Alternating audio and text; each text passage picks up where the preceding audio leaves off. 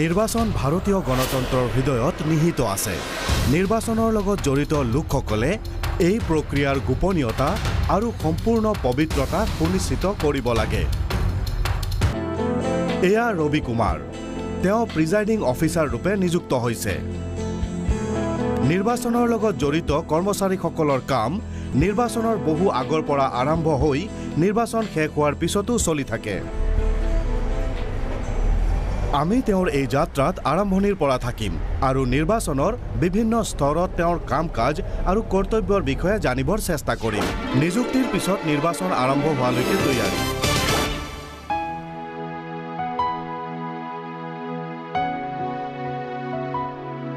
সৰ্বপ্ৰথমে ৰবিয়ে প্ৰশিক্ষণৰ সময়সূচী, নিৰ্বাচন সম্পৰ্কীয় আইন, নিয়ম, প্ৰক্ৰিয়া আৰু কৰ্তব্যৰত অৱস্থাত তেওঁৰ ভোটদানৰ অধিকাৰৰ বিষয়ে জানিব লাগিব। নিজৰ ভূমিকা বুজিবৰ বাবে তেওঁ ৩ বা তাতকৈ বেছি নিৰ্ধাৰিত প্ৰশিক্ষণত ভাগ ল'ব লাগিব। তেওঁ এতিয়া বুজিলে যে এটা সাধাৰণ নিৰ্বাচনী দলত এজন প্ৰিজাইডিং অফিচাৰ আৰু ৩জন পলিং অফিচিয়েল থাকে। যদি বিধানসভা আৰু সংসদ দুয়োটাৰ কাৰণে একেলগে নিৰ্বাচন হয়, তেনেহ'লে পলিং অফিচিয়েল ৫জন থাকে। তেওঁ সকলো গুৰুত্বপূৰ্ণ পেম্ফলেট আৰু বুকলেট পঢ়িব লাগিব।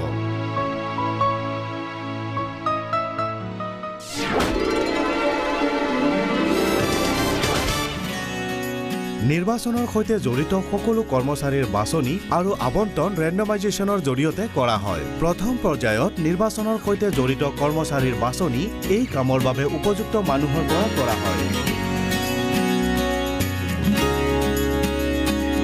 তেওঁক এছেম্বলি কনষ্টিটুৱেঞ্চি বা AC বিষয়ে জ্ঞাত কৰা নহয়, কিন্তু বাছনি নিযুক্ত কৰ্মচাৰীসকলক প্ৰশিক্ষণৰ স্থান আৰু সময়ৰ বিষয়ে কোৱা হয় আৰু লগতে এইটো জ্ঞাত কৰোৱা হয় যে তেওঁ পলিং অফিচাৰ PO নে প্ৰিজাইডিং অফিচাৰ PRO।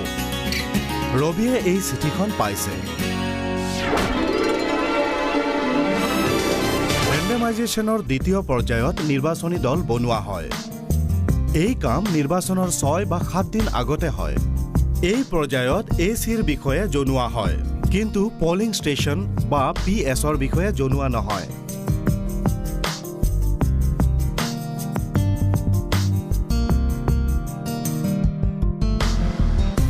এই পৰ্যায়ত পৰ্যবেক্ষকৰ উপস্থিতি অনিবাৰ্য।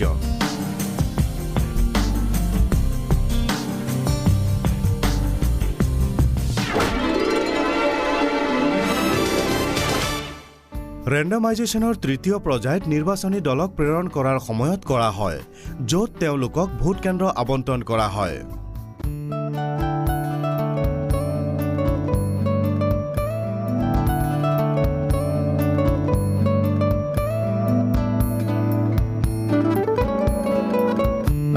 এই কামো পৰ্যবেক্ষকৰ উপস্থিতিত কৰা হয়। নিৰ্বাচনী দলক প্ৰেৰণ আৰু নিৰ্বাচনী সামগ্ৰী সংগ্ৰহ EVM।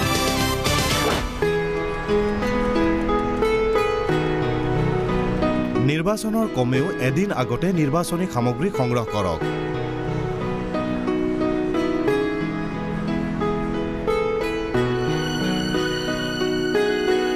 ৰবি আৰু তেওঁৰ দলক ফটো আইডেণ্টিটি কাৰ্ড দিয়া হয়। নিৰ্বাচনৰ লগত জড়িত গুৰুত্বপূৰ্ণ বস্তু হৈছে ইলেক্ট্ৰনিক ভোটিং মেচিন বা EVM। ইয়াত দুটা মুখ্য অংশ থাকে, বেলেট ইউনিট আৰু কণ্ট্ৰল ইউনিট।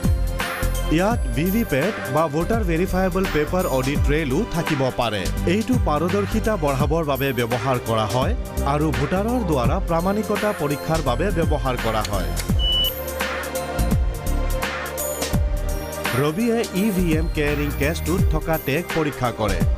এইটো সুনিশ্চিত কৰিবৰ বাবে যে সেইটো তেওঁৰ বাবে নিৰ্ধাৰিত ভোট কেন্দ্ৰৰ বাবেই হয়। তেওঁ ইয়াৰ মোহৰটোও পৰীক্ষা কৰে। EVM হাতত পৰাৰ সময়ত PROই এইটো পৰীক্ষা কৰা উচিত যাতে সেইটো কাৰ্যক্ষম হয়।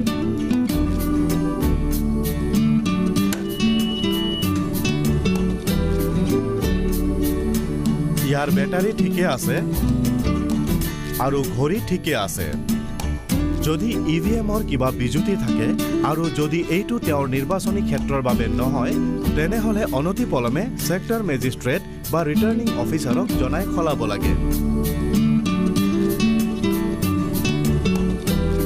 আৰু ইভিএমৰ বিষয়ে কিছু কৰিব বা নকৰিবলগীয়া কথা জানি থোৱাটো ভাল। ইভিএমে কি কৰে আৰু কি নকৰে। লেটছ আৰু হিঞ্জত বেছি হেঁচা নিদিব। কোনো অংশৰ দুৱাৰ বা ঢাকনি বলপূৰ্বকভাৱে খোলাৰ চেষ্টা নকৰিব। ইভিএমক হিটাৰ বা অন্য কোনো গৰম বস্তুৰ পৰা দূৰত ৰাখিব। মোহৰ লগোৱাৰ সময়ত যাতে গলিত মম ইভিএমত নপৰে। কণ্ট্ৰল ইউনিটৰ পৰা পাৱাৰ পেকক আঁতৰাই নিদিব। যেতিয়ালৈকে CU গণনা মেজলৈ অনা নহয়, বাহিৰৰ কাগজৰ চিল নুখুলিব। কেবল কানেক্টৰক বিপৰীত দিশত লগাব চেষ্টা নকৰিব। কানেক্টৰৰ ঢাকনিত লাগি থকা স্প্ৰিঙৰ নিচিনা ক্লিপটো নেহেঁচাকৈ কেবল টানিবৰ চেষ্টা নকৰিব। ভোটাৰ তালিকা। PRO আৰু তেওঁৰ দলৰ বাবে ভোটাৰ তালিকাৰ চিহ্নিত প্ৰতিলিপিৰ দস্তাবেজ অত্যন্ত জৰুৰী। ৰবিক 3খন প্ৰতিলিপি দিয়া হৈছে। যদি বিধানসভা আৰু লোকসভাৰ নিৰ্বাচন একেলগে হয়, তেনেহ'লে প্ৰতিলিপিৰ সংখ্যা 5 হ'ব। এইবোৰক ভোটাৰ তালিকাৰ চিহ্নিত প্ৰতিলিপি কোৱা হয় কিয়নো এই প্ৰতিলিপিত PB, CSV আৰু EDC ভোটাৰৰ নাম স্পষ্টভাৱে লিখা থাকে। প্ৰক্সি ভোটাৰৰ তালিকাও লওক। চিহ্নিত প্ৰতিলিপি লোৱাৰ সময়ত ৰবিয়ে সুনিশ্চিত কৰে যে এইবোৰ সম্পূৰ্ণ আৰু একেধৰণৰ হয়। এইটোও সুনিশ্চিত কৰে যে নামবোৰ ক্ৰমানুসাৰে আছে আৰু ভোটাৰৰ ছপা কৰা নাম চিয়াহী বা আন কোনো বস্তুৰে ঠিক কৰা নাই, নতুন সংখ্যা দিয়া নাই আৰু কাটি দিয়া নাম স্পষ্টভাৱে চিহ্নিত আছে। তাৰ উপৰি ৰবিয়ে এইটো সুনিশ্চিত কৰিব লাগে যাতে চিহ্নিত প্ৰতিলিপিৰ লগত RO বা AROৰ হস্তাক্ষৰিত এখন প্ৰমাণপত্ৰ থাকে। অন্যান্য সামগ্ৰী। ৰবিয়ে 20খন বেলট পেপাৰ বুজি লয় যিবোৰ টেণ্ডাৰ্ড বেলট পেপাৰ হিচাপে ব্যৱহাৰ কৰা হ'ব। তেওঁ এইটো সুনিশ্চিত কৰিব যে এইখিনি তেওঁৰ ভোটকেন্দ্ৰৰে হয়। তেওঁ ASD তালিকাও সংগ্ৰহ কৰে, যেনে অনুপস্থিত, বেলেগ স্থানলৈ গুচি যোৱা আৰু মৃত ভোটাৰৰ তালিকা। তেওঁ এইটোও পৰীক্ষা কৰে যে তেওঁৰ ওচৰত প্ৰতিদ্বন্দ্বিতা কৰা প্ৰাৰ্থী আৰু তেওঁলোকৰ নিৰ্বাচনী এজেণ্টৰ নমুনা হস্তাক্ষৰৰ ফটোকপি আছে নে নাই। নিৰ্বাচনী সামগ্ৰীৰ ক্ষেত্ৰত তেওঁৰ দলে আৰু বহুত কিছু সংগ্ৰহ কৰিব লাগে। নিৰ্বাচনী সামগ্ৰীৰ তালিকা।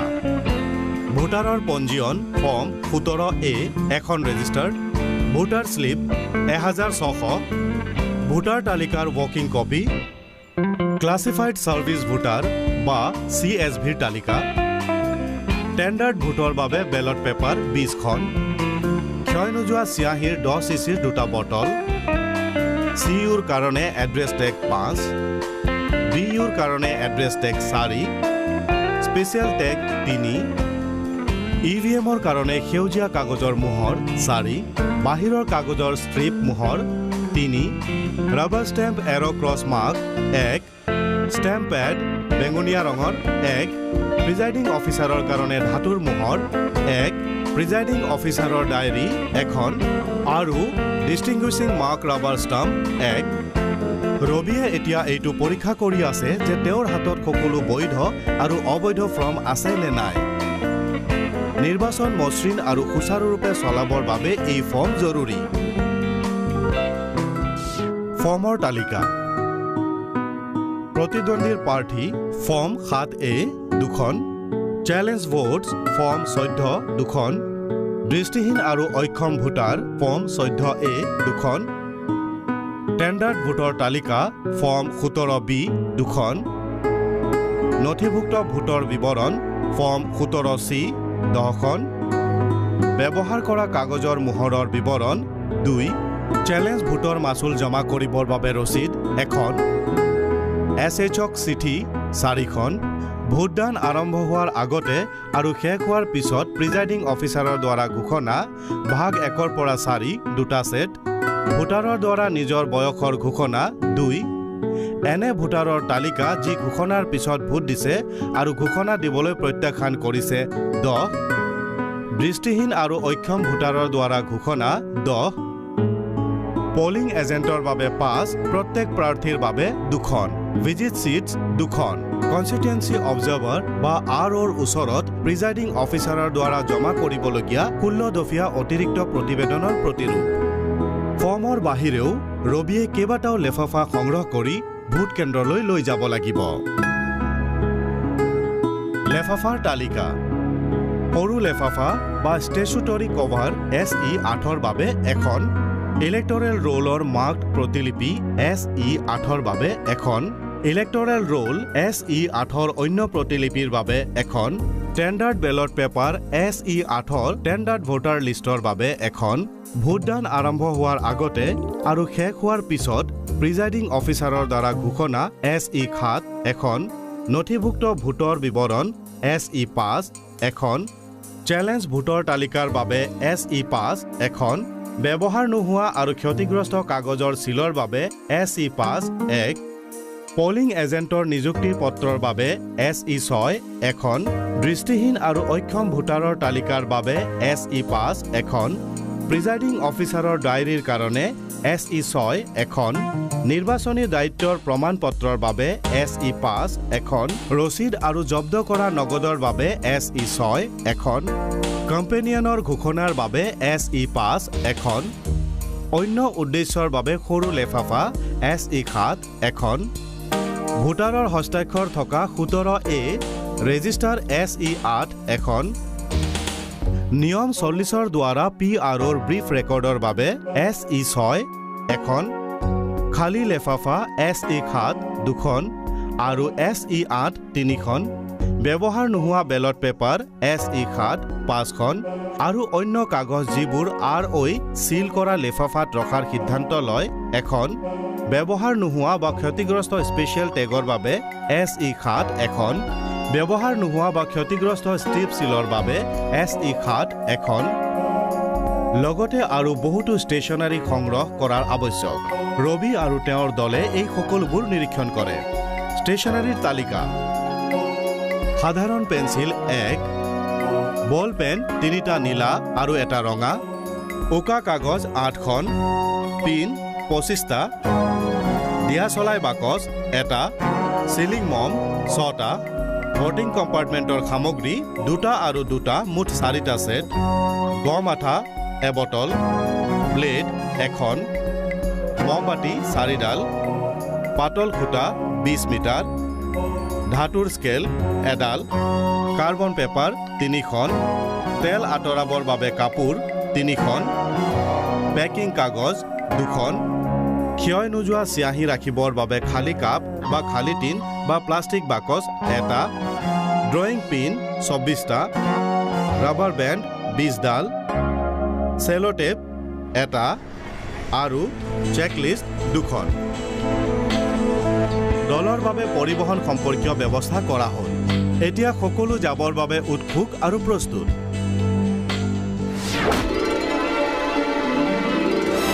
ভোটদান কেন্দ্ৰ সাজু কৰা। আজি ভোটৰ দিন। ৰবি আৰু তেওঁৰ দল আৰু তেওঁলোকৰ লগত দিয়া সুৰক্ষা কৰ্মচাৰীসকল ভোটদানৰ এদিন আগতে ভোটদান কেন্দ্ৰ পালেগৈ। নিৰ্বাচনৰ লগত জড়িত সকলো কৰ্মচাৰী ভোটদানৰ আগতে বা ভোটদানৰ 2 ঘণ্টা আগতে গৈ পাব লাগিব।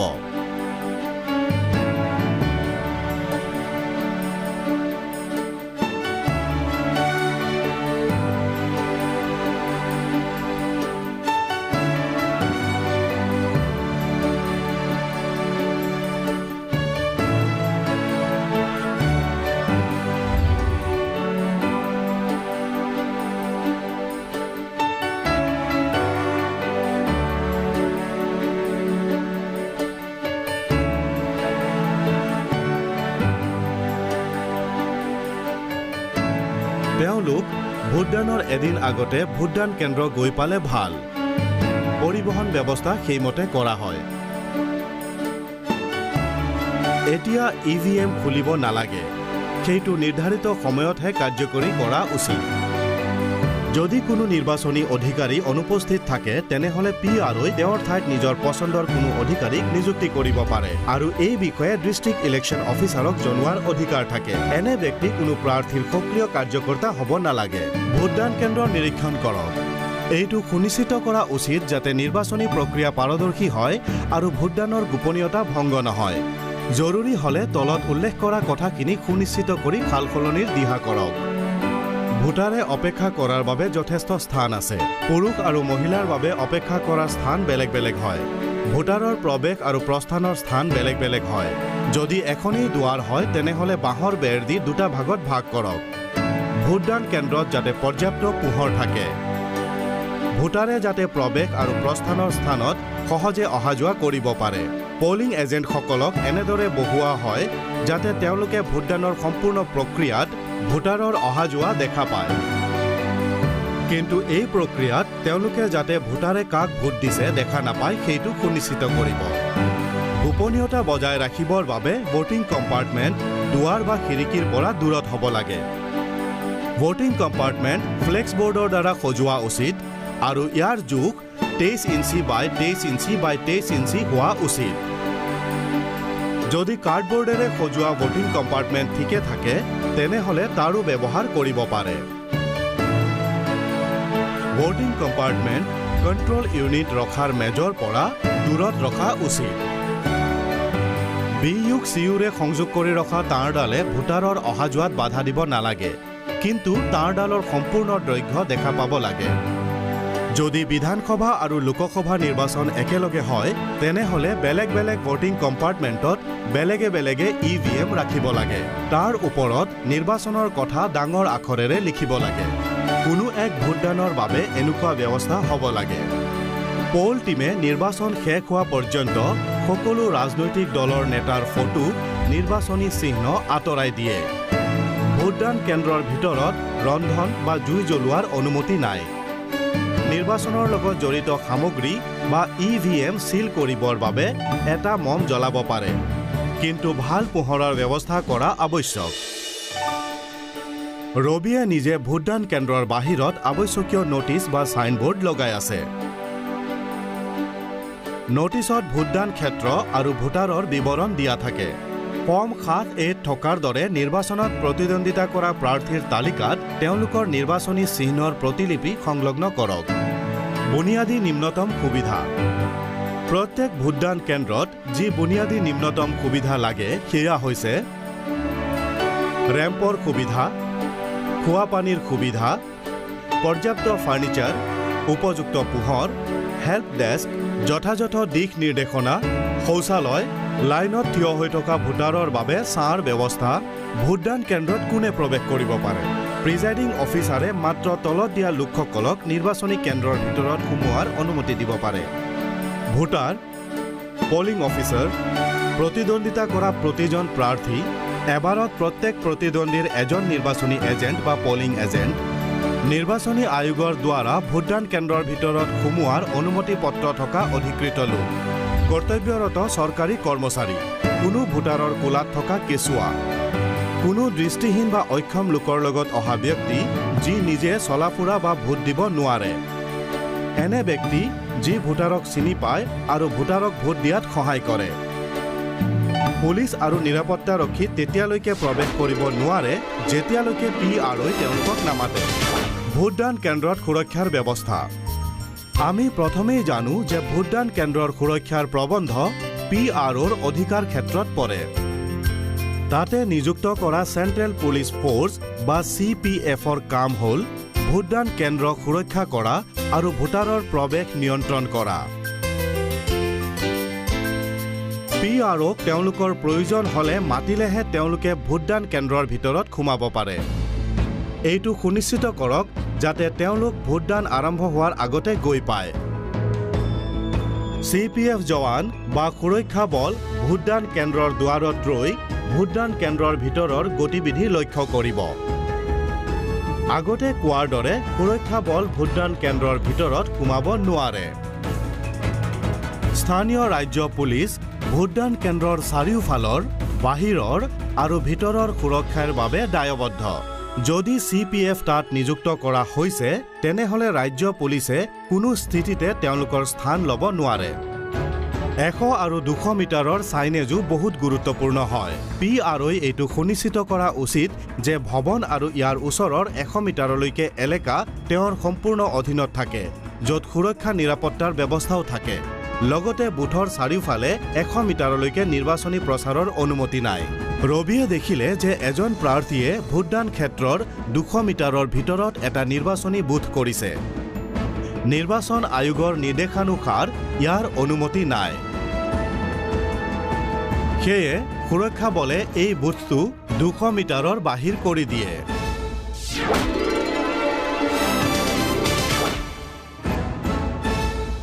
মক পলৰ আয়োজন।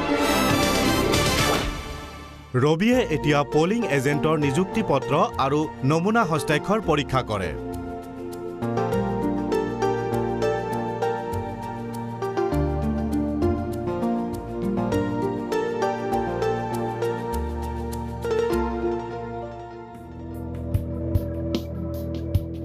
ৰবিয়ে এতিয়া এটা মক পলৰ আয়োজন কৰিছে। প্ৰকৃত ভোটদানৰ 1 ঘণ্টাৰ আগতে মক পলত কমেও 50টা ভোটদান হ'ব লাগে। যদি ভিভিপেট ব্যৱহাৰ হয় তেনেহলে ইয়াতো ইভিএমৰ এটা অংশ হিচাপে মক পল হ'ব লাগে। পলিং এজেণ্টক ভোট দিব দিয়ক। পলিং এজেণ্ট উপস্থিত নাথাকিলে 20 মিনিট অপেক্ষা কৰক আৰু তেতিয়া PROই মাইক্ৰ অবজাৰ্ভাৰ বা সেক্টৰ অফিচাৰ আৰু অন্য লোকৰ উপস্থিতিত প্ৰত্যেক প্ৰাৰ্থীৰ বাবে ভোট দিব। যদি পলিং এজেণ্ট মাজতে আহি যায় PROই চলি থকা মক পল বন্ধ নকৰে বা আকৌ নতুনকৈ আৰম্ভ নকৰে। মক পল এটা আৱশ্যক অংশ আৰু PROয়ে ইয়াৰ বাবে প্ৰমাণপত্ৰও দিব লাগে। এই সময়তে CU, ঘড়ী আৰু বেটাৰী পৰীক্ষা কৰক। মক পল আৰম্ভ কৰাৰ আগতে ক্লিয়াৰ বুটাম আৰু পিছত টোটেল বুটাম টিপক যাতে পলিং এজেণ্টক দেখুৱাব পাৰে যে ইভিএমত প্ৰথমৰ পৰা কোনো ভোট দিয়া হোৱা নাই।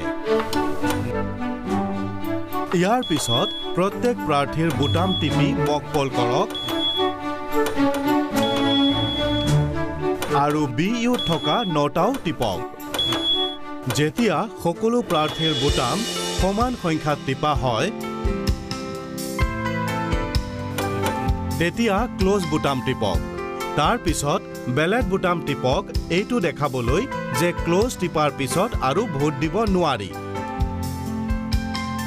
ইয়াৰ পিছত ৰিজাল্ট বুটাম টিপক আৰু সকলো প্ৰাৰ্থীৰ এজেণ্টক মক পলৰ ফলাফল দেখুৱাওক।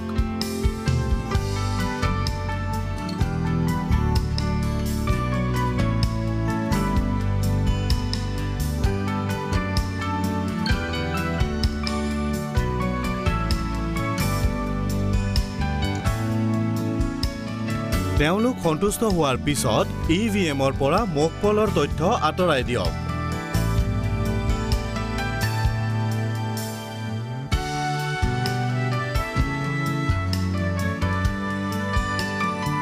ইয়াৰ পিছত মক পলৰ প্ৰমাণপত্ৰ তৈয়াৰ কৰি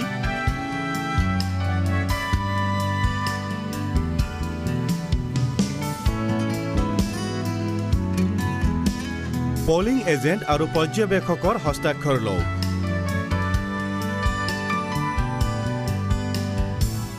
CU ঠিকে কাম কৰি আছে।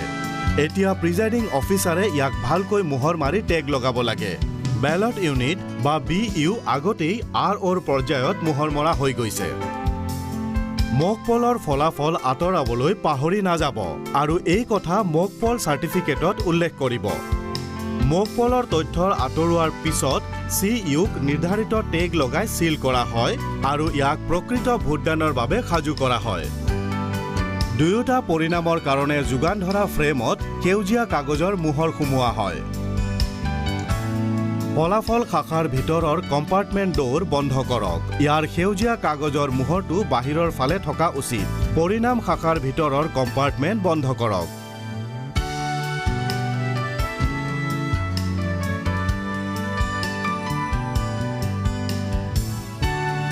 স্পেচিয়েল টেগটো এনেকৈ লগাওক যাতে ক্লোজ বুটাম দেখা পোৱাকৈ থাকে। পৰিণাম শাখাৰ দুৱাৰ বন্ধ কৰাৰ সময়ত এইটো সুনিশ্চিত কৰক যাতে সেউজীয়া কাগজৰ মোহৰটো বাহিৰৰ ফালে ওলাই থাকে। এতিয়া পৰিণাম শাখাৰ বাহিৰৰ কম্পাৰ্টমেণ্টৰ দুৱাৰত এড্ৰেছ টেগ ব্যৱহাৰ কৰি বন্ধ কৰক।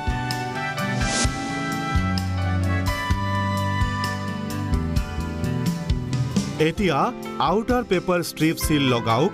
ষ্ট্ৰিপ সিলৰ প্ৰি-গামড পৰ্চন এক সেউজীয়া কাগজৰ মোহৰৰ বেছৰ ওপৰত ৰাখক। এক ঢাকি ৰখা ৱেক্স পেপাৰখন আঁতৰাওক আৰু সেউজীয়া কাগজৰ মোহৰৰ তলৰ তৰফটো আঁতৰাওক। বিগ আঁতৰাই ওপৰৰ তৰফত লগাওক। বিগ লগোৱাৰ পিছত প্ৰি-গামড পৰ্চন চি ওপৰত থাকিব। চিৰ ওপৰত থকা ৱেক্স পেপাৰ আঁতৰাওক। সেউজীয়া কাগজৰ মোহৰৰ দুটা তৰফ চিৰ ওপৰত হেঁচা মাৰি ধৰক। এতিয়া ষ্ট্ৰিপ চিলটো ক্ল'জ বুটাম উইণ্ডোৰ ঠিক তলতে বাওঁফালে কণ্ট্ৰল ইউনিটৰ চাৰিওফালে ঘূৰাওক। ষ্ট্ৰিপ চিলৰ আনটো ফাল সোঁফালৰ পৰা ওপৰলৈ আনক। এতিয়া প্ৰি-গামড পৰ্চন ডি ওপৰত আছে। ইয়াৰে ৱেক্স পেপাৰ আঁতৰাই সেউজীয়া কাগজৰ মোহৰৰ ওপৰত লগাওক।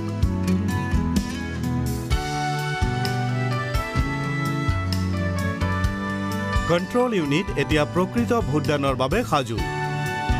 এজেণ্টক আউটাৰ পেপাৰ ষ্ট্ৰিপ চিলৰ ক্ৰমাংক টুকিবলৈ দিয়ক আৰু তাৰ ওপৰত তেওঁৰ হস্তাক্ষৰ বা অন্য কোনো নিচান লগাব দিয়ক।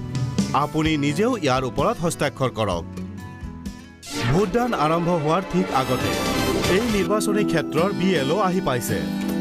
BLO জিলা প্ৰশাসনৰ দ্বাৰা জাৰি কৰা ভোটাৰ তালিকাৰ ডুপ্লিকেট প্ৰতিলিপিৰ সৈতে ভোটদানৰ সময়ত উপস্থিত থাকিব। যদি ভোটাৰে ভোটাৰ শ্লিপ হেৰুৱায় বা আনিবলৈ পাহৰে তেনেহ'লে এই তালিকা কামত আহিব। ভোটদান সময়ত আৰম্ভ হ'ব লাগে। যদি নহয় তেনেহ'লে ৰবিয়ে তেওঁৰ প্ৰিজাইডিং অফিচাৰৰ ডায়েৰীত ইয়াৰ কাৰণ লিখিব লাগিব। PROই 3টা ঘোষণা কৰিব লাগে। ভোটদানৰ আগতে, কোনো নতুন ভোটিং যন্ত্ৰ ব্যৱহাৰ কৰাৰ সময়ত আৰু ভোটদান শেষ হোৱাৰ সময়ত। ৰবি কুমাৰে উচ্চ মাতেৰে উপস্থিত থকা সকলোৰে বাবে প্ৰথম ঘোষণাটো কৰে আৰু তেওঁলোকৰ হস্তাক্ষৰ লয়। ইয়াৰ পিছত তেওঁ ভোটদানৰ গোপনীয়তাৰ বিষয়ে সকিয়নি দিয়ে আৰু পলিং এজেণ্টসকলক ইলেক্ট্ৰল ৰোলৰ মাৰ্কড কপি তথা ফৰ্ম 17A ভোটাৰৰ পঞ্জীয়ন দেখুৱাব। এতিয়া পলিং বুথ প্ৰকৃত ভোটদানৰ বাবে সাজু। ভোটদানৰ সময়ত ৰবি কুমাৰে এতিয়া ভোটদান আৰম্ভ হ'ব বুলি ঘোষণা কৰে। বুথৰ ভিতৰত থকা পলিং অফিচাৰসকলৰ কিছুমান বিশেষ দায়িত্ব থাকে। ভোটদান প্ৰক্ৰিয়াৰ বিষয়ে আৰু 3জন পলিং অফিচাৰৰ দায়িত্বৰ কথা জানিবলৈ আমি এজন ভোটাৰক অনুকৰণ কৰোঁ আহক।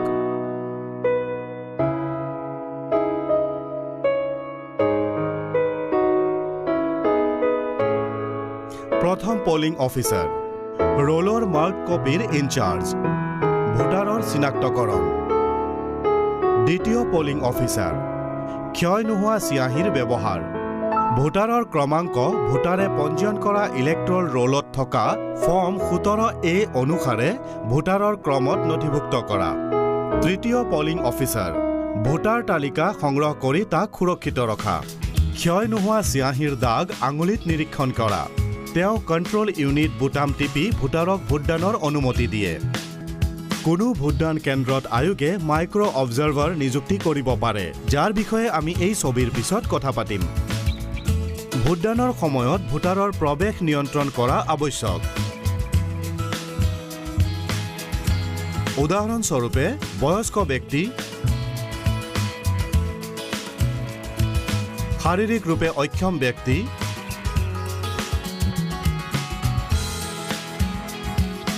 আৰু কোলাত কেঁচুৱা থকা মহিলাক প্ৰাধান্য দিব লাগে। কলা আৰু বুবা ব্যক্তিৰ বিশেষ যত্ন ল'ব লাগে। ৰবি আৰু তেওঁৰ দল এই পৰিস্থিতিতহে ভোটিং কম্পাৰ্টমেণ্টত সোমাব পাৰে। যদি বেলেট ইউনিট ভালকৈ কাম কৰা নাই, যদি ভোটাৰে কিবা ভুল প্ৰক্ৰিয়া ব্যৱহাৰ কৰা বুলি PROৰ সন্দেহ হয় বা যদি ভোটাৰে প্ৰয়োজনতকৈ বেছি সময় লয়। PROই পলিং এজেণ্টৰ উপস্থিতিতহে ভোটিং কম্পাৰ্টমেণ্টত প্ৰৱেশ কৰিব। PRO হিচাপে আপোনাৰ কাম নিৰ্বাচনী প্ৰক্ৰিয়া সুচাৰুৰূপে চলোৱা আৰু তাৰ বিষয়ে খবৰ দিয়া। এই ক্ষেত্ৰত ডায়েৰী সকলোতকৈ কামত আহে। যেনে ৰবিয়ে সময়ে সময়ে ডায়েৰীৰ নিৰ্দিষ্ট শাৰীত প্ৰয়োজনীয় কথাবোৰ লিখি যায় আৰু ভোটদান প্ৰক্ৰিয়া শেষ হোৱালৈ ৰৈ নাথাকে।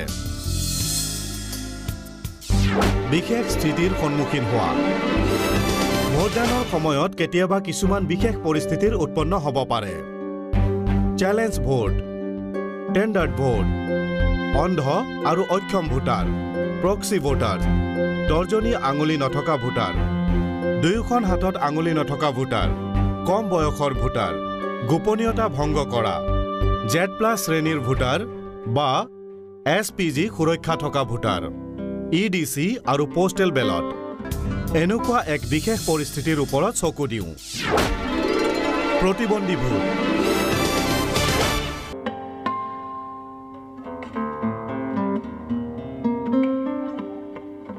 সৰ্বপ্ৰথম কথা, যদি কোনো ভোটাৰ প্ৰতিবন্ধী হয় তেনেহলে কি কৰা যাব?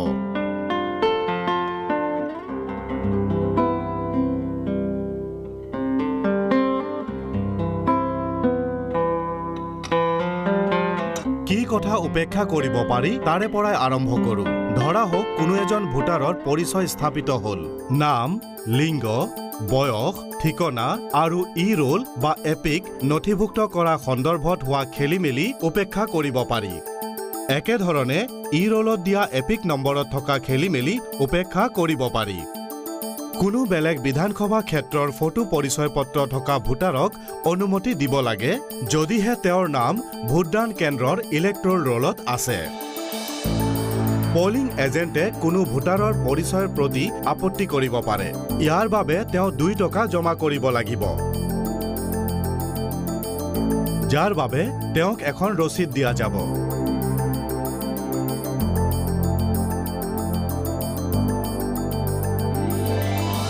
এনে প্ৰতিটো আপত্তিৰ বাবে আপুনি এটা এটাকে তদন্ত কৰিব লাগিব। যাৰ বাবে আপত্তি কৰা হয় তেওঁক বেলেগৰ হৈ ভোটদান দিয়াৰ শাস্তিৰ বিষয়ে জনাওক।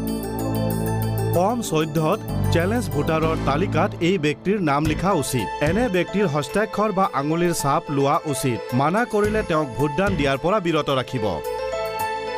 আপত্তি কৰাজনক পৰ্যাপ্ত প্ৰমাণ দিবলৈ কওক।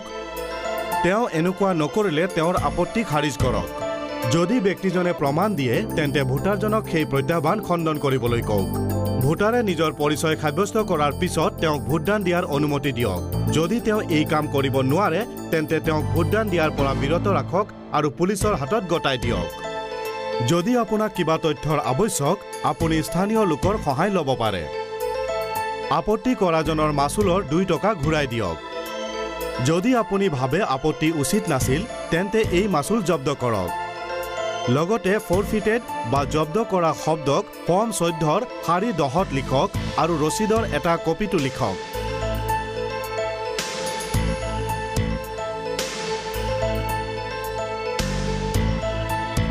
সেইসকল ভোটাৰৰ নামৰ তালিকা কৰিব লাগে যাৰ বিষয়ে আপত্তি কৰা হৈছিল।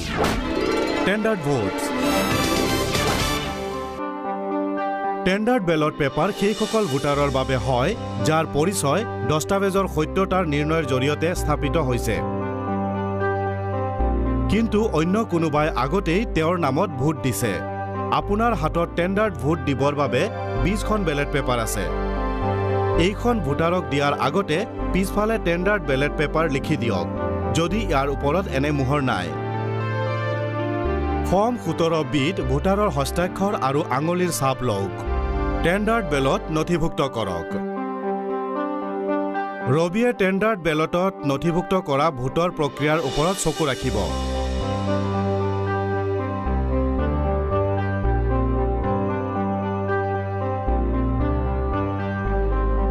তেওঁ ভোটাৰক ক্ৰছৰ নিচিনা এটা ৰাবাৰ ষ্টাম্প দিয়ে, যিটো ভোটাৰে নিজৰ পচন্দৰ প্ৰাৰ্থীৰ নামত লগায়। তাৰ পিছত এইখন ভাঁজ কৰি ৰবিক দিয়ে। ইয়াতো দৃষ্টিহীন আৰু অক্ষম লোকৰ বাবে এজন সহযোগীৰ অনুমতি থাকে। ৰবিয়ে এই সকলো ভোট আৰু ইয়াৰ তালিকা ফৰ্ম 17বিত নিৰ্ধাৰিত কভাৰত ৰাখে, যি তেওঁক আগতেই দিয়া হয়। দৃষ্টিহীন আৰু অক্ষম ভোটাৰ। দৃষ্টিহীন আৰু অক্ষম লোকৰ ভোটদানৰ ক্ষেত্ৰত এজন সহযোগীৰ সহায়ত ভোট দিয়াৰ অনুমতি দিব লাগে। এই সহযোগী 18 বছৰ বয়সতকৈ কম বয়সৰ হ'ব নালাগে আৰু ভোটদানৰ গোপনীয়তাৰ বিষয়ে ঘোষণা কৰিব লাগে। তেওঁক এইটোও ঘোষণা কৰিব লাগে যে ভোটদানৰ দিনা কোনো ভোটদান কেন্দ্ৰত কোনো ভোটাৰৰ লগত সহযোগী হিচাপে যোৱা নাই।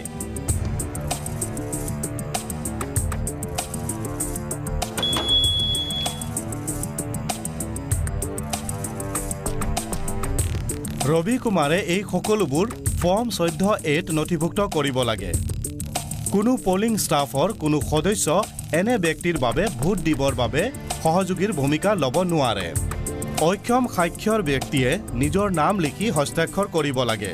যি ভোটাৰ অশিক্ষিত কিন্তু হাত ব্যৱহাৰ কৰিব পাৰে তেওঁৰ আঙুলিৰ ছাপ লোৱা হয়। অক্ষম ভোটাৰৰ ক্ষেত্ৰত যি নিজৰ দুয়োখন হাত ব্যৱহাৰ কৰিব নোৱাৰে তেতিয়া তেওঁৰ সহযোগীয়ে হস্তাক্ষৰ বা আঙুলিৰ ছাপ লগাব লাগে। ভোটাৰে ৰেজিষ্টাৰৰ ৰিমাৰ্ক খাৰীত এনে সকলো প্ৰবিষ্টিৰ আগত এটা নোট দিয়ে যে সেই হস্তাক্ষৰ বা আঙুলিৰ ছাপ সহযোগীৰ হয়।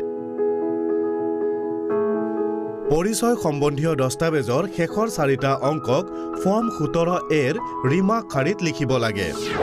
বাওঁ হাতৰ তৰ্জনী আঙুলি নথকা ভোটাৰ। যি ভোটাৰৰ বাওঁ হাতৰ তৰ্জনী আঙুলি নাথাকে এনে ক্ষেত্ৰত অক্ষয় চিয়াহী মধ্যম আঙুলিত লগোৱা হয়। যদি ভোটাৰৰ বেছি আঙুলি নাথাকে তেতিয়া অক্ষয় চিয়াহীৰ ক্ৰম এনে ধৰণৰ হ'ব পাৰে।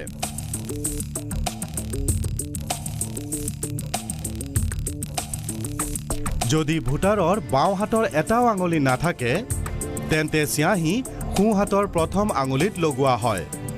যদি প্ৰথম আঙুলিও নাথাকে তেতিয়া সোঁ হাতত থকা যিকোনো আঙুলিত চিয়াহী লগোৱা হয়।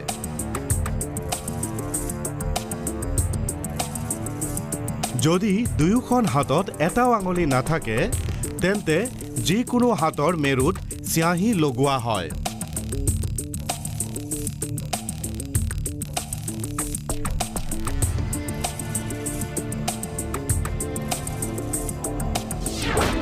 কম বয়সৰ ভোটাৰ। যদি ৰবিয়ে কোনো ভোটাৰৰ বয়স ভোটদানৰ বয়সতকৈ যথেষ্ট কম বুলি ভাবে তেতিয়া তেওঁ এনে ভোটাৰক এনেক্সাৰ 10ত সেই বছৰৰ জানুৱাৰী মাহৰ প্ৰথম দিনাৰ তেওঁৰ বয়স সংশোধনী ঘোষণাপত্ৰ লিখিব দিয়ে, যাৰ আধাৰত সেই সমষ্টিৰ ভোটদান ক্ষেত্ৰত থকা ভোটাৰ তালিকা তৈয়াৰ কৰা বা সংশোধনী কৰা হৈছে। এনে ভোটাৰৰ পৰা এই ঘোষণাপত্ৰ লোৱাৰ আগতে ৰবিয়ে ভোটাৰক জনোৱা উচিত যে জনপ্ৰতিনিধিত্ব অধিনিয়ম 1950ৰ পেনেল প্ৰভিজনৰ দ্বাৰা ভুল ঘোষণাপত্ৰৰ কাৰণে শাস্তি হ'ব পাৰে।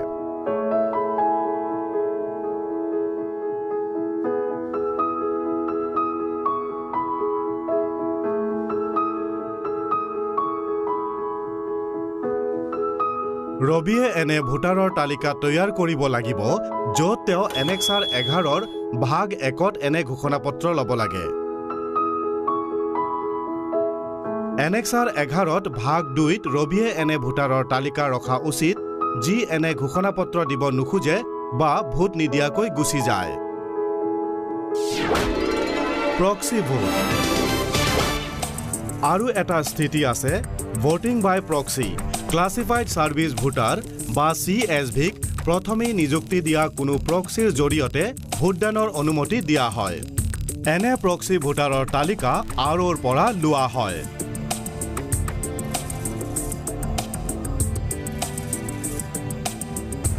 প্ৰক্সি ভোটাৰেও অন্য ভোটাৰৰ দৰেই প্ৰক্ৰিয়া পালন কৰিব লাগে, মাত্ৰ ইয়াত অলপ পাৰ্থক্য আছে। CSVৰ ক্ৰমাংক ফৰ্ম 17Aৰ দ্বিতীয় শাৰীত পূৰা কৰা হয়। CSVৰ প্ৰক্সি ভোটাৰ হিচাপে ভোটদান কৰাৰ ক্ষেত্ৰত অক্ষয় চিয়াহী তেওঁৰ মধ্যম আঙুলিত লগোৱা হয়। তেওঁ নিজৰ ভোটদান কেন্দ্ৰত নিজৰ ভোট দিয়ক বা নিদিয়ক। ফলত তেওঁৰ বাওঁ হাতৰ তৰ্জনী আঙুলি তেওঁৰ নিজৰ ভোট দিয়াৰ সময়ত চিয়াহী লগাব পৰাকৈ উকা হৈ থাকে।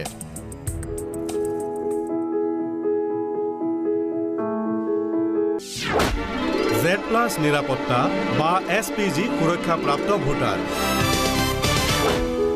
কোনো ব্যক্তিৰ লগত নিযুক্ত সুৰক্ষা বলক ভোটদান কেন্দ্ৰত তেতিয়াহে প্ৰৱেশৰ অনুমতি দিয়া হয় যেতিয়া এনে ব্যক্তিয়ে Z+ বা SPG সুৰক্ষা লাভ কৰে। এনে সময়ত সাধাৰণ কাপোৰত অস্ত্ৰ লুকুৱাই ভোটাৰজনৰ লগত সুৰক্ষা কৰ্মীক যাবলৈ অনুমতি দিব পাৰি।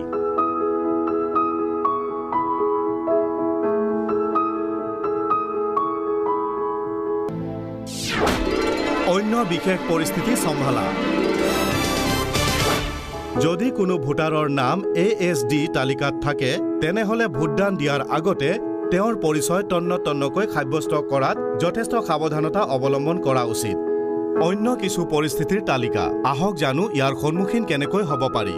প্ৰথমতে যদি কোনো ভোটাৰে ভোটদানৰ নিৰ্ধাৰিত প্ৰক্ৰিয়া পালন কৰিবলৈ অস্বীকাৰ কৰে বা আপুনি সকীয়াই দিয়াৰ পাছতো ভোটদানৰ গোপনীয়তা ভংগ কৰে, তেনেহলে তেওঁৰ স্লিপ ঘূৰাই লৈ তেওঁক ভোটদানৰ পৰা বিৰত ৰাখক। ভোটাৰে ৰেজিষ্টাৰত বা ফৰ্ম 17(a)ত লিখক ভোটদান কৰিব দিয়া নহল। এই এন্ট্ৰিৰ তলত আপোনাৰ সম্পূৰ্ণ হস্তাক্ষৰ কৰক। প্ৰিজাইডিং অফিচাৰৰ ডায়েৰীটো ইয়াৰ বিষয়ে লিখক। এওঁ এনে এজন ভোটাৰ যি ভোটাৰ তালিকাৰ ক্ৰমিক সংখ্যা পূৰ কৰি বা আঙুলিৰ ছাপ দিয়া বা হস্তাক্ষৰ কৰাৰ পিছতো কোনো প্ৰাৰ্থীৰ নামত ভোটদান নকৰাৰ সিদ্ধান্ত লয়। ৰবিয়ে তেওঁক 9টা বিকল্প ব্যৱহাৰৰ উপদেশ দিয়ে যদি তেওঁ কোনো প্ৰাৰ্থীকে ভোটদান নকৰাৰ সিদ্ধান্ত লয়।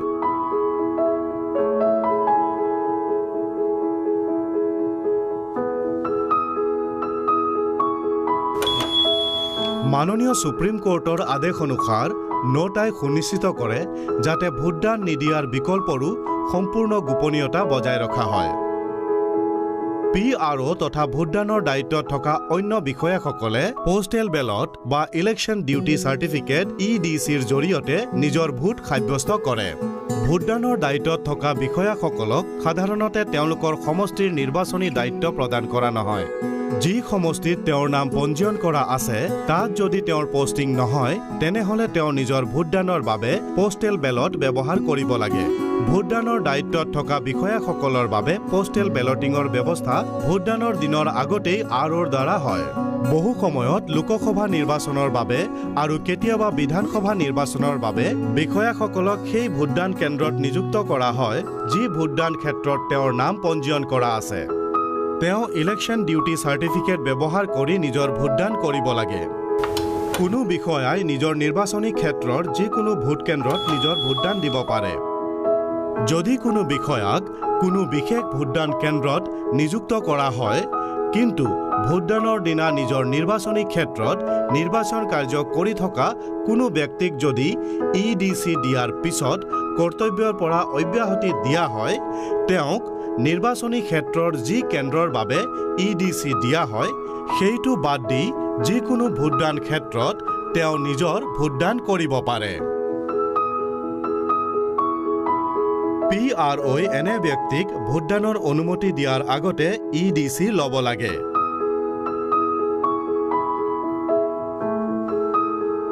তেওঁ এই বিষয়ে 17(ক), 17(গ) আৰু প্ৰিজাইডিং অফিচাৰৰ ডায়েৰীত এন্ট্ৰি কৰিব লাগে। ভোটদান স্থগিত কৰা বা ৰখোৱা। প্ৰিজাইডিং অফিচাৰ হিচাপে ৰবি কুমাৰে ভোটদান স্থগিত কৰিব পাৰে কিন্তু কিছুমান বিশেষ পৰিস্থিতিতহে।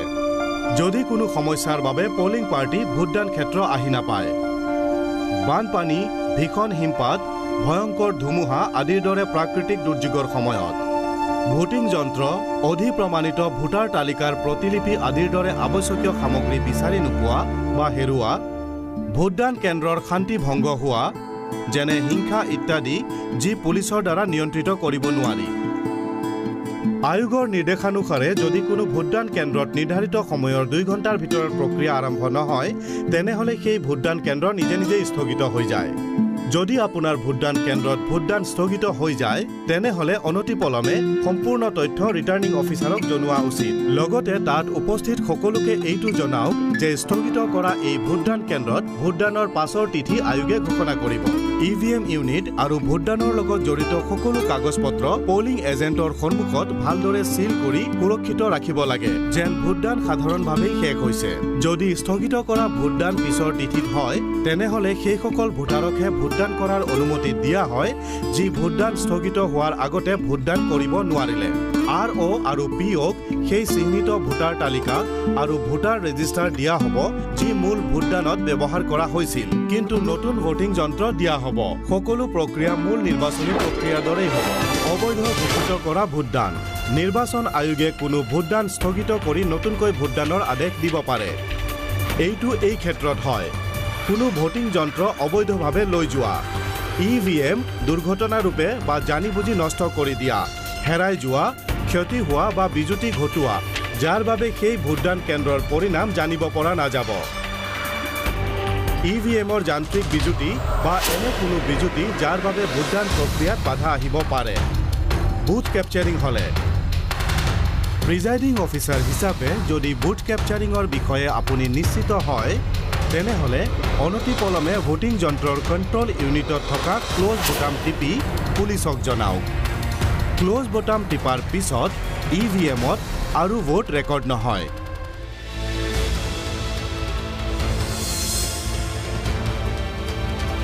ৰবিয়ে অনতিপলমে এই কথা আৰোপ জনাব লাগে আৰু এই কথা নিৰ্বাচন আয়োগক জনাব।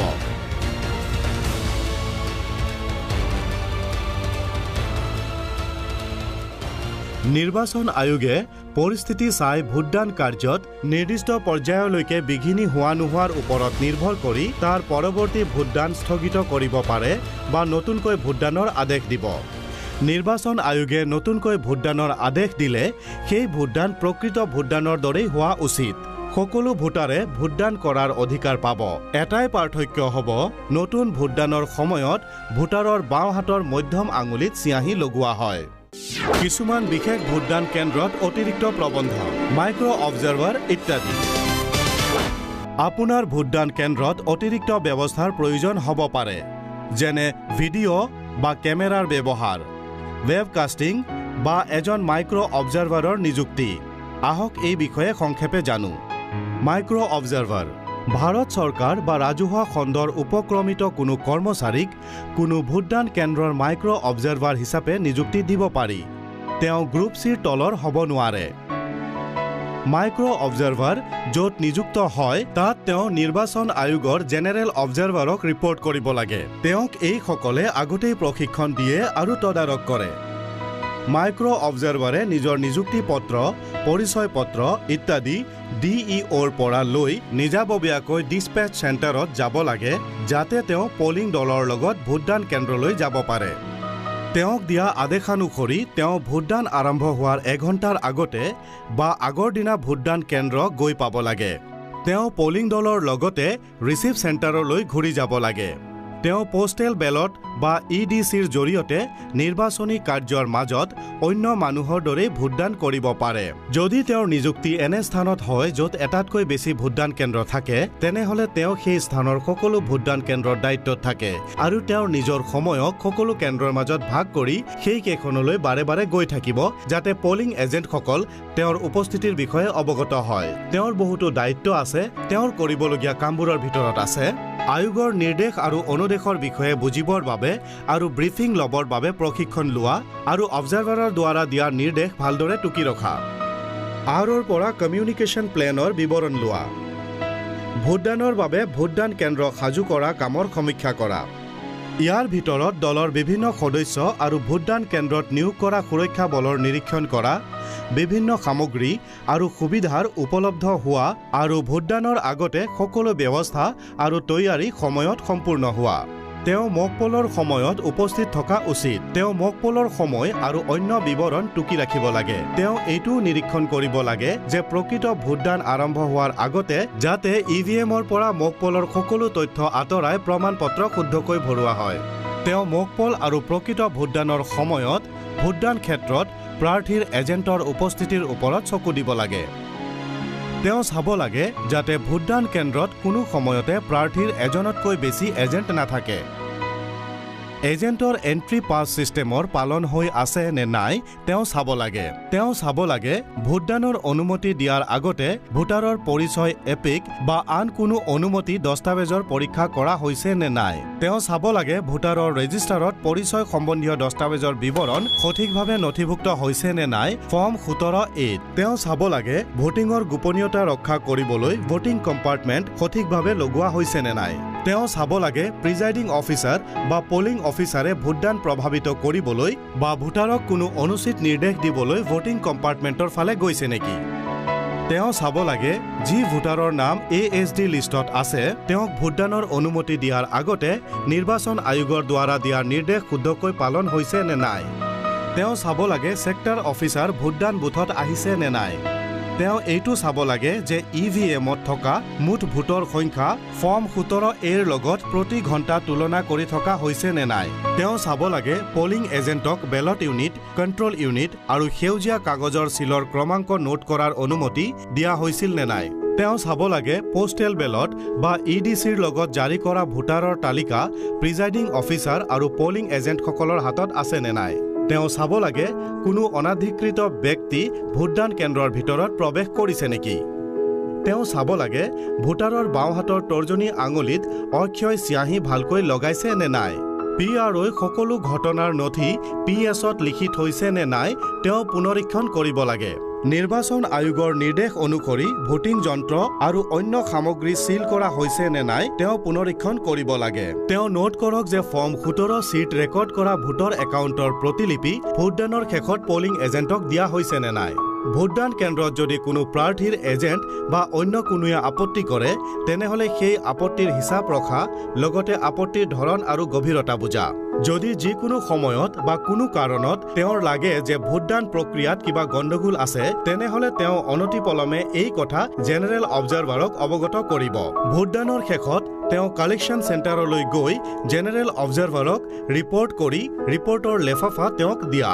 নিৰ্বাচন আয়োগ বা অবজাৰভাৰে যদি তেওঁক আৰু কিবা কাম দিয়ে তেওঁ সেয়া পালন কৰিব। মনত ৰাখিব মাইক্ৰ অবজাৰভাৰে কোনো সময়তে প্ৰিজাইডিং অফিচাৰ বা পলিং অফিচাৰ ৰূপে কাম সম্পাদন নকৰে যেন। তেওঁৰ কাম হৈছে ভোটদান প্ৰক্ৰিয়া সুচাৰুৰূপে পালন হোৱাটো সুনিশ্চিত কৰা যাতে ভোটদানত কোনো বাধা নাহে। এজন মাইক্ৰ অবজাৰভাৰক এটাতকৈ বেছি নিৰ্বাচনৰ বাবে নিযুক্তি দিব পাৰে। যদি তেওঁক বহুতো ভোটদান কেন্দ্ৰ থকা ঠাইত নিযুক্তি দিয়ে তেনেহলে তেওঁ সেই সকলো ভোটদান কেন্দ্ৰৰ দায়িত্বত থাকিব। তেওঁ সমষ্টিত নিৰ্বাচন আয়োগৰ জেনেৰেল অবজাৰভাৰৰ তদাৰকত কাম কৰে আৰু নিজৰ ৰিপৰ্ট নিৰ্ধাৰিত ফৰ্মেটত সিল কৰা লেফাফাত ৰিচিপ্ট চেণ্টাৰত দিয়ে। যদি কিবা বিশেষ ঘটনা হয় মাইক্ৰ অবজাৰভাৰে সংযোগৰ যিকোনো মাধ্যম ব্যৱহাৰ কৰি জেনেৰেল অবজাৰভাৰক জনাব লাগে। মাইক্ৰ অবজাৰভাৰ ভোটদানৰ পিছত নিৰীক্ষণৰ সময়ত উপস্থিত থাকিব লাগে যাতে প্ৰয়োজনৰ সময়ত তেওঁ জেনেৰেল অবজাৰভাৰক আৱশ্যকীয় তথ্য দিব পাৰে। এই সময়ত তেওঁৰ ৰিপৰ্টক বিবেচনা কৰা হয়। PRO আৰু নিৰ্বাচনী কৰ্মীসকলে মাইক্ৰ অবজাৰভাৰক সম্পূৰ্ণ সহযোগ কৰিব লাগে যাতে তেওঁ কাম সুচাৰুৰূপে কৰিব পাৰে। মাইক্ৰ অবজাৰভাৰৰ ৰিপৰ্টৰ ফৰ্মেট। মকপল মাইক্ৰ অবজাৰভাৰৰ উপস্থিতিত হৈছিল নে নাই। বেলট ইউনিটৰ পৰা মকপলৰ তথ্য আঁতৰোৱা হৈছিল নে আৰু মকপলৰ পিছত আৰু প্ৰকৃত ভোটদানৰ আগতে EVMৰ কাউণ্ট শূন্য আছিল নে নাই। মকপলৰ সময়ত কেইজন পলিং এজেণ্ট আছিল আৰু কোন ৰাজনৈতিক দলৰ আছিল। এটা ৰাজনৈতিক দলৰ এজনতকৈ বেছি পলিং এজেণ্ট ভোটদান কেন্দ্ৰত যিকোনো সময়ত উপস্থিত আছিল নে নাই। পলিং এজেণ্টসকলক বেলটিং ইউনিট, কণ্ট্ৰল ইউনিট বা সেউজীয়া কাগজৰ মোহৰৰ ক্ৰমাংক লিখি ৰখাৰ অনুমতি দিয়া হৈছিল নে নাই। এণ্ট্ৰি পাছ ছিষ্টেম ভালদৰে ব্যৱহাৰ হৈছিল নে নাই। যিকোনো সময়ত কোনো অনাধিকৃত ব্যক্তি ভোটদান কেন্দ্ৰত প্ৰৱেশ কৰিছিল নেকি। বাওঁহাতৰ তৰ্জনীত চিয়াহী ভালকৈ লগোৱা হৈছিল নে নাই। পৰিচয় সম্বন্ধীয় দস্তাবেজৰ বিৱৰণ ভোটাৰৰ ৰেজিষ্টাৰত ফৰ্ম 17A-ত শুদ্ধকৈ পঞ্জীয়ন কৰা হৈছিল নে। পোষ্টেল বেলটৰ লগত জাৰি কৰা ভোটৰ তালিকা প্ৰিজাইডিং অফিচাৰ আৰু পলিং এজেণ্টৰ হাতত উপলব্ধ আছিল নে। আগতে পোষ্টেল বেলট দিয়া কোনো ব্যক্তিয়ে দ্বিতীয়বাৰ স্বয়ং ভোটদান কৰিছিল নেকি। কোনো ব্যক্তিয়ে EDCৰ আধাৰত ভোটদান কৰিছিল নেকি। প্ৰিজাইডিং অফিচাৰৰ ডায়েৰীত ঘটনাবোৰ সময়ে সময়ে আৰু লগে লগে লিখা হৈছেনে। প্ৰিজাইডিং অফিচাৰ বা পলিং অফিচাৰ ভোটিং কম্পাৰ্টমেণ্টৰ ফালে গৈছে নেকি বা ভোটাৰক কোনো অনুচিত নিৰ্দেশ দিছে নেকি। এবচেণ্টি, শিফটেড বা ডুপ্লিকেট লিষ্টত থকা ভোটাৰৰ পৰীক্ষা প্ৰিজাইডিং অফিচাৰে নিৰ্বাচন আয়োগৰ নিৰ্দেশ অনুসাৰে কৰিছে নে নাই। ফৰ্ম 17 চিট দিয়া একাউণ্টছ অফ ভোটৰ প্ৰতিলিপি পলিং এজেণ্টক দিয়া হৈছিল নে। ভোটৰ গোপনীয়তা ৰক্ষা কৰিবলৈ ভোটিং কম্পাৰ্টমেণ্ট ঠিকে ৰখা হৈছেনে। ভোটিং যন্ত্ৰৰ সিলিং নিৰ্দেশানুসাৰ হৈছিল নে। কোনো পলিং এজেণ্ট, ইলেকশ্যন এজেণ্ট বা ৰাজনৈতিক দলৰ তৰফৰ পৰা কিবা আপত্তি পাইছিল নেকি। যদি পাইছে তাৰ মূল কথাখিনি। অন্য কোনো ঘটনা বা বিষয় যাৰ বিষয়ে আপুনি ক'ব বিচাৰে। এই এনেক্সাৰত মাইক্ৰ অবজাৰভাৰে নিজৰ সম্পূৰ্ণ নাম, পদ, ফোন নম্বৰ, তাৰিখ আৰু সময় লিখি হস্তাক্ষৰ কৰিব লাগে। নিৰ্বাচনৰ দিনা ভোটদান কেন্দ্ৰত স্থিৰ কেমেৰা আৰু ভিডিঅ' কেমেৰাৰ ব্যৱহাৰ। আপুনি নিৰ্বাচনৰ দিনা ভোটদান কেন্দ্ৰত এটা স্থিৰ কেমেৰা বা ভিডিঅ' কেমেৰা ব্যৱহাৰ কৰিব পাৰে আৰু তাৰে ৱেবকাষ্টিঙো কৰিব পাৰে। যদি আপোনাৰ ভোটদান কেন্দ্ৰত কেমেৰাৰ ব্যৱহাৰ কৰিব বিচাৰে তেনেহ'লে এজন অতিৰিক্ত ব্যক্তি নিযুক্তি দিব লাগিব।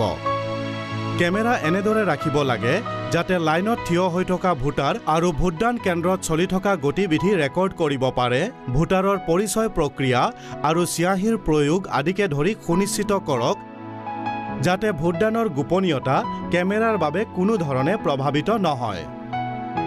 কেমেৰাৰ দ্বাৰা কি ৰেকৰ্ড কৰিব পাৰি? ভিডিঅ'গ্ৰাফাৰ বা ফটোগ্ৰাফাৰে এইটো সুনিশ্চিত কৰিব যাতে মক পোল, ইভিএমৰ চিলিং, ইভিএমৰ চিলৰ ওপৰত পলিং এজেণ্টৰ হস্তাক্ষৰ ইত্যাদি ভালদৰে ৰেকৰ্ড হয়। ভোটদান কেন্দ্ৰত হোৱা কোনো অপ্ৰিয় ঘটনাৰ ৰেকৰ্ডিং হোৱা উচিত। তলৰ কথাবোৰ বিশেষভাৱে ৰেকৰ্ড কৰা আৱশ্যক।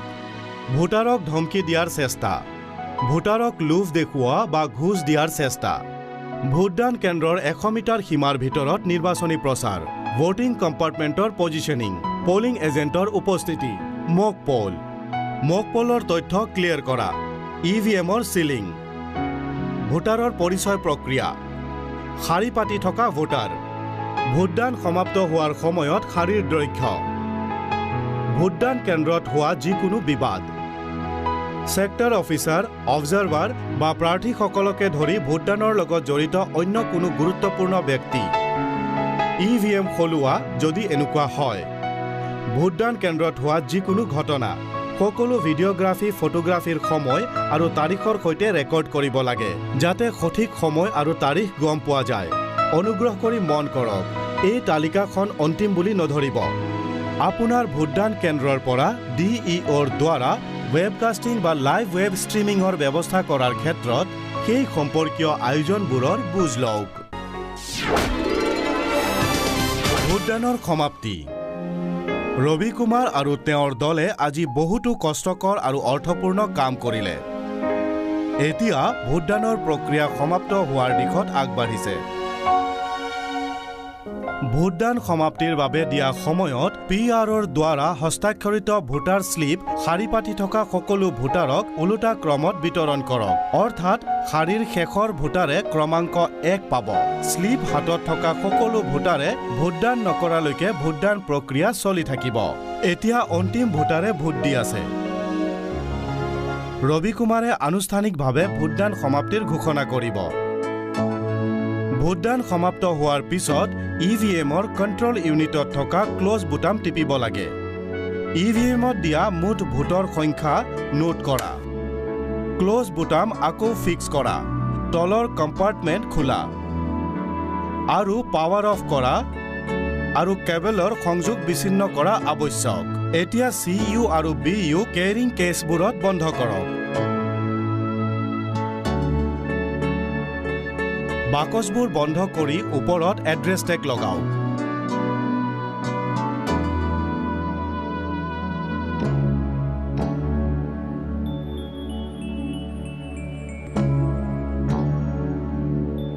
এতিয়া ৰবিয়ে ফৰ্ম 17C ভাগ 1ত একাউণ্ট অফ ভোটৰ 2টা প্ৰতিলিপি তৈয়াৰ কৰিব। ইভিএমত ৰেকৰ্ড হোৱা কুল ভোটৰ সংখ্যা register of voters form 17A দাখিল কৰা মুঠ ভোটৰ পৰা ভোটদানৰ বাবে অনুমতি নথকা ভোট আঁতৰাই প্ৰাপ্ত হোৱা ভোটৰ সমান হোৱা উচিত। এইটোও মন কৰা উচিত যে ক্ৰমাংক আৰু আপোনাক দিয়া মুঠ সেউজীয়া কাগজৰ চিল তথা ভোটদান কেন্দ্ৰত ব্যৱহাৰ হোৱা চিলৰ সংখ্যাও উল্লেখ কৰিব লাগিব। আপুনি সেউজীয়া কাগজৰ চিলৰ বিৱৰণহে লিখক। ফৰ্ম 17Cৰ বাহিৰৰ ABCD থকা পেপাৰ ষ্ট্ৰিপ চিলৰ নহয়, কিন্তু PRO ডায়েৰীত গ্ৰীণ পেপাৰ চিল আৰু ABCD থকা আউটাৰ পেপাৰ ষ্ট্ৰিপ চিল দুয়োটাৰে বিৱৰণ লিখা হয়। PRO ডায়েৰীত স্পেচিয়েল টেগৰ বাবেও এনে বিৱৰণ দিয়া হয়। ইয়াতে এটা ফুটা ৰখা হয় যাতে ইয়াক ক্ল'জ বুটামৰ আশে-পাশে লগাব পাৰি আৰু ইয়াক ৰিজাল্ট শাখাৰ ভিতৰৰ কম্পাৰ্টমেণ্ট চিল কৰাৰ বাবে প্ৰয়োগ কৰা হয়। আপুনি একাউণ্ট অফ ভোট আৰু বিভিন্ন চিলৰ বিৱৰণ ফৰ্ম 17C আৰু PRO ডায়েৰীত বহুত সাৱধানে আৰু শুদ্ধভাৱে লিখিব লাগিব, কিয়নো ভোটদান প্ৰক্ৰিয়াত ইয়াৰ গুৰুত্ব যথেষ্ট বেছি। ভোটদান শেষ হোৱাৰ পিছত ভোটদানৰ লগত সম্বন্ধ থকা সকলো কাগজ-পত্ৰ আৰু সামগ্ৰী নিৰ্ধাৰিত পেকেটত ৰাখিব লাগে।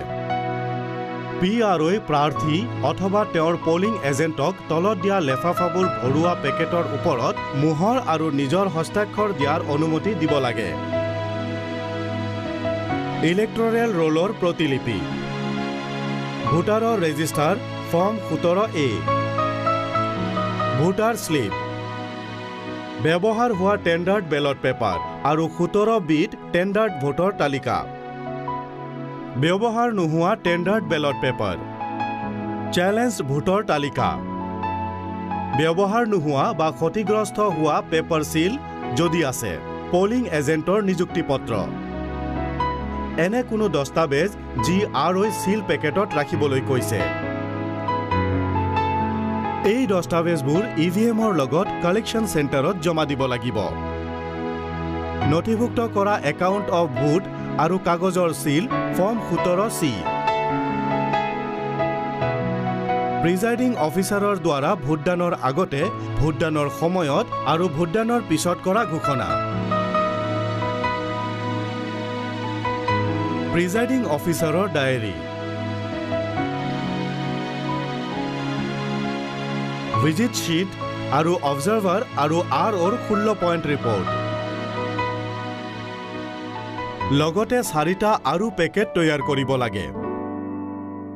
প্ৰথম পেকেটৰ ওপৰত লিখা হ'ব ষ্টেচুৱেটৰী কভাৰ্ছ আৰু ইয়াত থাকিব ইলেক্টৰেল ৰোলৰ মাৰ্কড প্ৰতিলিপিৰ চিল কৰা cover, register of voter form 17Aৰ চিল কৰা কভাৰ, ভোটাৰ শ্লিপৰ চিল কৰা কভাৰ, ব্যৱহাৰ নোহোৱা টেণ্ডাৰ্ড বেলট পেপাৰৰ চিল কৰা কভাৰ, ব্যৱহাৰ হোৱা টেণ্ডাৰ্ড বেলট পেপাৰ আৰু 17 বিট থকা টেণ্ডাৰ্ড ভোটৰ তালিকাৰ চিল কৰা কভাৰ।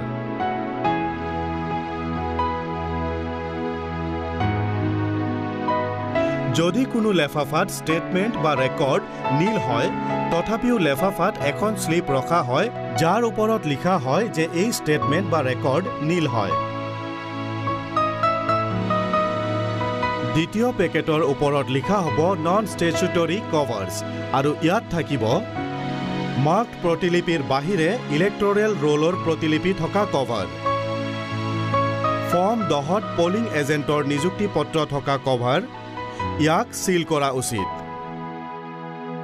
ফৰ্ম 12 বিট ইলেকশ্যন ডিউটি চাৰ্টিফিকেট থকা কভাৰ, ফৰ্ম 14ত চেলেঞ্জড ভোটৰ তালিকা থকা কভাৰ। পেকেটত এইটো দ্বিতীয় কভাৰ হ'ব যাক চিল কৰাটো জৰুৰী। ফৰ্ম 14A ভোটাৰসকলৰ বয়সৰ সন্দৰ্ভত কৰা ঘোষণা আৰু এনে ভোটাৰৰ তালিকা থকা কভাৰ, ভোটাৰসকলৰ বয়সৰ সন্দৰ্ভত কৰা ঘোষণা আৰু এনে ভোটাৰৰ তালিকা থকা কভাৰ, চেলেঞ্জ ভোট সন্দৰ্ভত ৰচিদ বহী আৰু নগদ থকা কভাৰ যদি এনে হয়, অব্যৱহৃত আৰু ক্ষতিগ্ৰস্ত কাগজৰ চিলৰ কভাৰ যদি থাকে এইটো চিল কৰিব লাগে। অব্যৱহৃত ভোটাৰ শ্লিপৰ কভাৰ, অব্যৱহৃত আৰু ক্ষতিগ্ৰস্ত স্পেচিয়েল টেগৰ কভাৰ, অব্যৱহৃত আৰু ক্ষতিগ্ৰস্ত ষ্ট্ৰিপ চিলৰ কভাৰ।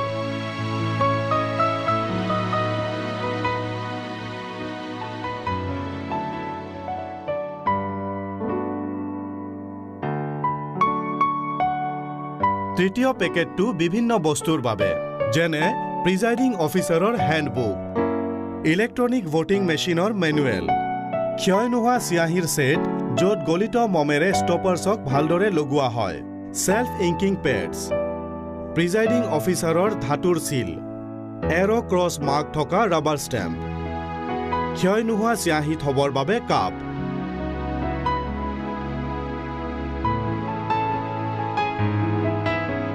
যদি অন্য কিবা বস্তু থাকে তেনেহলে সেইবোৰ চতুৰ্থ পেকেটত ৰখা হয়। যদি ৰিটাৰ্নিং অফিচাৰে অন্য কিবা কাগজ সিল কৰা পেকেটত ৰাখিবলৈ কয় তেনেহলে তাক সিল কৰা উচিত। নিৰ্বাচনী সামগ্ৰী বান্ধিবৰ সময়ত তলৰ কথাখিনি মন কৰা উচিত।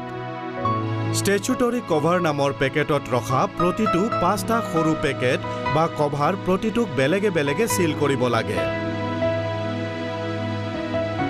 কালেকশ্যন চেণ্টাৰত ষ্টেচুটৰী কভাৰ লিখা পেকেটৰ ভালদৰে নিৰীক্ষণ কৰাই সিল কৰক।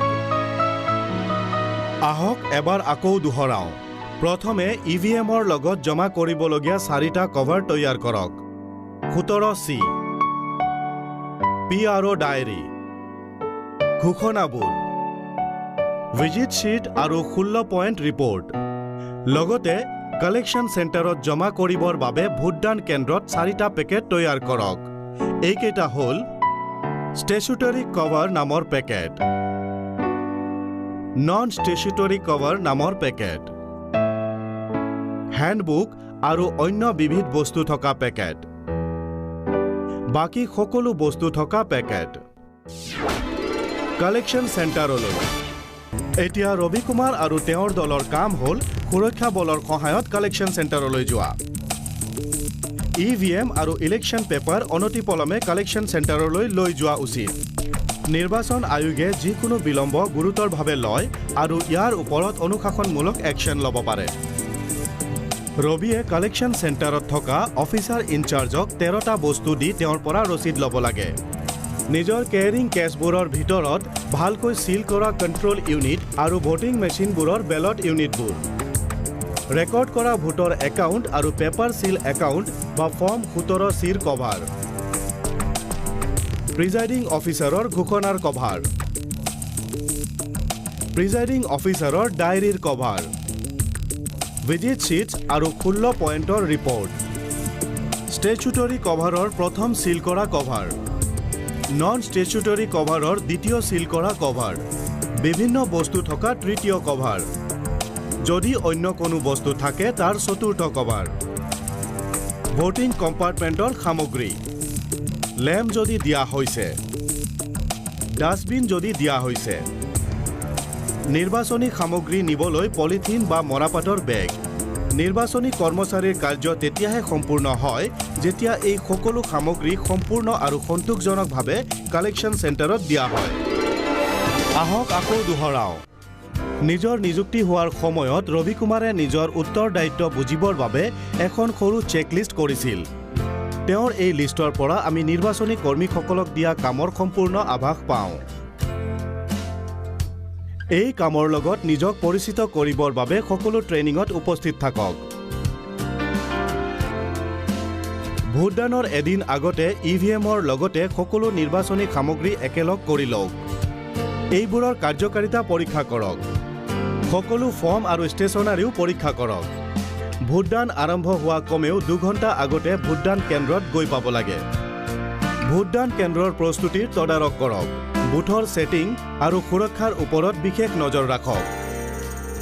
সুনিশ্চিত কৰক যে নিৰ্বাচনী সম্পৰ্কীয় নিয়মবোৰ পালন হৈ আছে। যদি হোৱা নাই উপযুক্ত ব্যৱস্থা লওক। ইভিএম এনেদৰে লগাওক যাতে ভোটদানৰ গোপনীয়তা অটুট থাকে। এটা মক পোল কৰি তাৰ ফলাফল প্ৰাৰ্থী আৰু তেওঁলোকৰ এজেণ্টক দেখুৱাওক আৰু সুনিশ্চিত কৰক যে ইভিএম কাৰ্যকৰী অৱস্থাত আছে।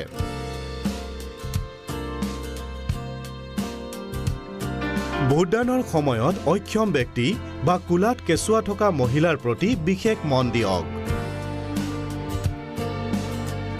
Challenge vote, tendered vote, proxy ভোটৰ নিচিনা জটিল পৰিস্থিতি চম্ভালিবৰ বাবে উপযুক্ত প্ৰক্ৰিয়া পালন কৰক। কোনো ডাঙৰ সমস্যা বা প্ৰাকৃতিক দুৰ্যোগৰ সময়ত PROই ভোটদান স্থগিত কৰিব পাৰে। যদি বুথত দখল হয় তেনেহলে ক্লোজ বুটাম টিপি ইভিএমৰ CU বন্ধ কৰি দিয়ক। নিৰ্বাচন আয়োগৰ দ্বাৰা নতুন ভোটদানৰ আদেশ দিয়া বা এডজন ভোটৰ ক্ষেত্ৰত এই ভোটদানো মূল ভোটদানৰ দৰেই হোৱা উচিত। প্ৰতিটো বস্তু ভালকৈ পেক আৰু সিল কৰক। ইয়াত ইভিএম আৰু নিৰ্বাচনৰ লগত জড়িত সকলো কাগজপত্ৰ থাকে যাক সেইবোৰৰ বাবে নিৰ্ধাৰিত কেছ বা পেকেটত ৰখা উচিত। PRO ডায়েৰী ঘটি থকা ঘটনাৰ ক্ৰমত আপডেট কৰক। সময় নষ্ট নকৰাকৈ সকলো বস্তু কালেকশ্যন চেণ্টাৰত জমা কৰক। তলৰ কথাখিনি নাপাহৰিব। প্ৰকৃত ভোটদান আৰম্ভ হোৱাৰ আগতে মকপলৰ তথ্য আঁতৰাওক আৰু মকপলৰ প্ৰমাণপত্ৰ ভালদৰে ভৰাই তাত উপস্থিত থকা পলিং এজেণ্টৰ হস্তাক্ষৰ লওক। ভোটদান বন্ধ কৰাৰ সময়তহে ক্ল'জ বুটাম টিপিব, অন্যথা এনে নকৰিব। PRO ডায়েৰীত ভোটদান কেন্দ্ৰত ব্যৱহাৰ কৰা CU, BU, চিল আৰু টেগৰ সংখ্যা শুদ্ধভাৱে লিখক। ফৰ্ম 17C প্ৰস্তুত কৰোঁতে যথেষ্ট সাৱধান হ'ব। মনত ৰাখিব, ভোটদানৰ দিনা PROই প্ৰতি 2 ঘণ্টাত SMS বা ফোনৰ জৰিয়তে ROক নিজৰ ভোটদান কেন্দ্ৰলৈ অহা ভোটাৰৰ সংখ্যাৰ বিষয়ে অৱগত কৰি থাকিব। সমাপ্ত। নিৰ্বাচনে সাধাৰণ জনতাক অধিকাৰ দিয়ে, কিন্তু এই অধিকাৰ সম্ভৱ হয় এই নিৰ্বাচনী কৰ্মীসকলৰ কাৰণেহে। আপোনাৰ অশেষ পৰিশ্ৰমে পৃথিৱীৰ সকলোতকৈ ডাঙৰ গণতন্ত্ৰৰ ৰায়দান প্ৰতিফলিত কৰে। সেইকাৰণে কামক মাত্ৰ কাম হিচাপে নকৰিব, নিজৰ দায়বদ্ধতা ৰূপে গৰ্বৰে কৰিব।